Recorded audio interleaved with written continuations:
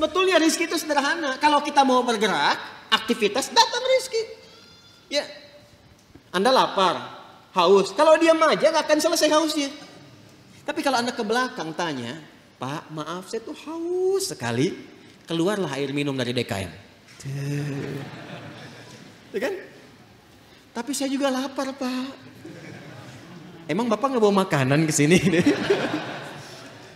Enggak, keluarlah kemudian makanan. Jadi kalau kita mau bergerak, ada itu rezeki. Anda keluar tuh. Begitu di perempatan jalan kan orang cuman prit, Anda parkir. Tiba-tiba dengan peluit itu baru keluar sedikit prit. Kadang dia nggak pakai peluit sekarang itu. Mundur, balas kiri, gitu kan? Kita tanya kenapa emang yang kanan kan sudah dibalas sama yang kiri. Balas kiri, balas jalan. Dengan kalimat gitu aja Anda mengeluarkan uang kan? Kasih oleh Anda 2.000. Makasih Pak. Kasih 5.000. Makasih Om. Ya? Udah pindah tuh.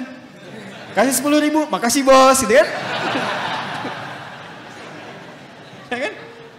Kebayang ya? Jadi kalau kita mau bergerak, sebetulnya rezeki itu turun.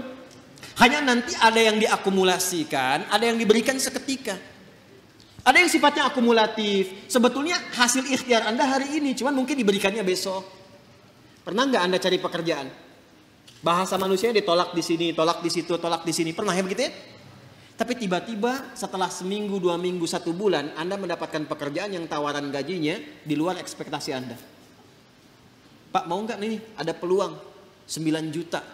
Ternyata itu hasil ikhtiar Anda dari hari pertama, kedua, ketiga dapatnya itu. Paham sekarang ya? Itu hukum pertama. Jadi nggak bisa mendapatkan rezeki dengan diam. Selalu ada ikhtiar. Tapi jangan sampai ikhtiar itu, awas, ditempuh dengan bentuk yang negatif. Atau didapatkan dengan cara ikhtiar misalnya, maaf ya, bukan dalam gerak yang positif. Negatif itu kan bisa maksiat, ya, atau pengertian yang kedua tidak bergerak sehingga sakit. Dengan sakit itu rezeki datang. Paham nggak? Anda nggak minum sampai sakit, tuh kan? Nah, begitu sakit, tiba-tiba datang orang nengok. Bawa buah, gitu kan? Bawa makanan. Jangan diikhtiarkan dengan sakit untuk mendapatkan itu. Paham? Atau yang kedua dengan cara maksiat. Seseorang menempuh maksiat, menempuh cara yang tidak dibenarkan.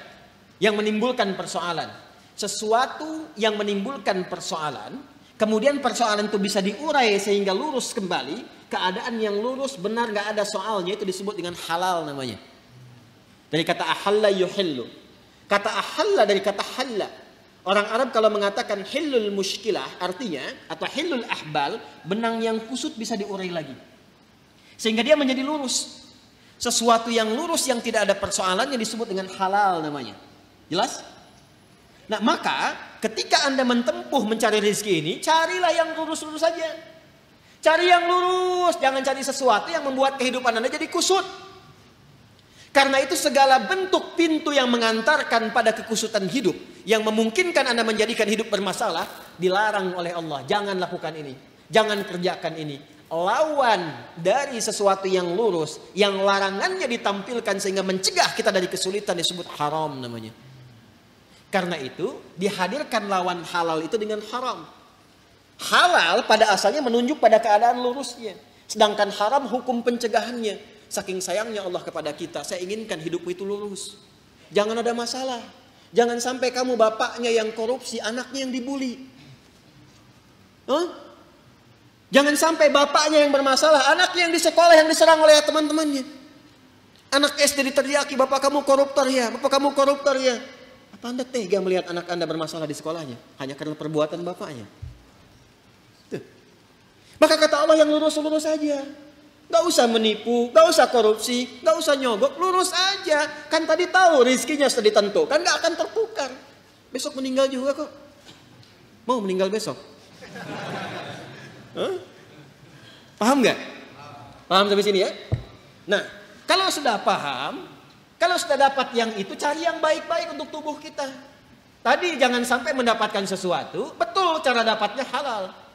Cuman mengonsumsi yang lain yang kira-kira nggak sehat untuk tubuh.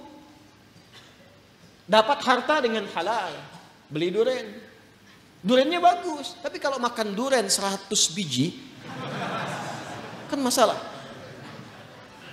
Maka idealnya dapatkan dengan cara yang benar, konsumsi dengan cara yang menyehatkan. Cara yang menyehatkan itu bahasa Arabnya thayyib.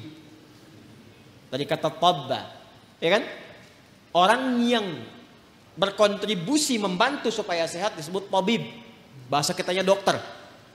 Maka Allah tegaskan supaya kita nggak banyak nanya lagi. Kulu mimma fil ardi halalan thayyib.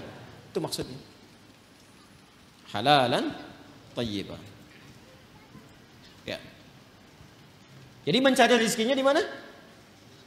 Halo? Di langit telah ditetapkan rezeki. Diturunkan ke mana? Ke bumi. Maka cara kita berikhtiar, ikhtiarnya di mana? Di bumi. Tapi apakah mungkin mencari rezeki di bumi, semuanya bumi kita kelilingin? Tidak kan? Karena itulah ayatnya mengatakan mimma, singkatan dari min dan ma, di setiap tempat yang mampu engkau pijak. Jadi kalau misalnya Anda merasa nggak ada peluang di sekitaran ini, pindah. Kan Bekasi luas. Itu baru Bekasi. Nggak ada di PTM pindah PJS, nggak ada PJS pindah Greenview, nggak ada di sini pindah Pekayon. Pekayon aja masih luas. Nggak ada di selatan pindah utara. Nggak ada utara pindah timur. Ya kan? Nggak ada di timur pindah dari kota ke kabupaten, Kabupaten Bekasi. Nggak ada di situ, geser pindah Depok. Nggak ada Depok, pindah. Banyak sekali tempat bisa dipijak. Jangan jadikan alasan ketika nggak menemukan di satu tempat Anda berbuat maksiat. Bukan Anda di sana maksudnya ya, ini contoh aja umum. Jangan jadi alasan kalau Anda tidak mendapatkan di satu tempat, jangan jadikan pijakan itu untuk berbuat maksiat. Aduh, udah sekarang susah Ustaz jadi yang halal, itu aja yang haram susah. Kenapa sih harus selalu banyak alasan? Allah sudah menjamin, kenapa manusianya bikin susah? Paham sampai sini?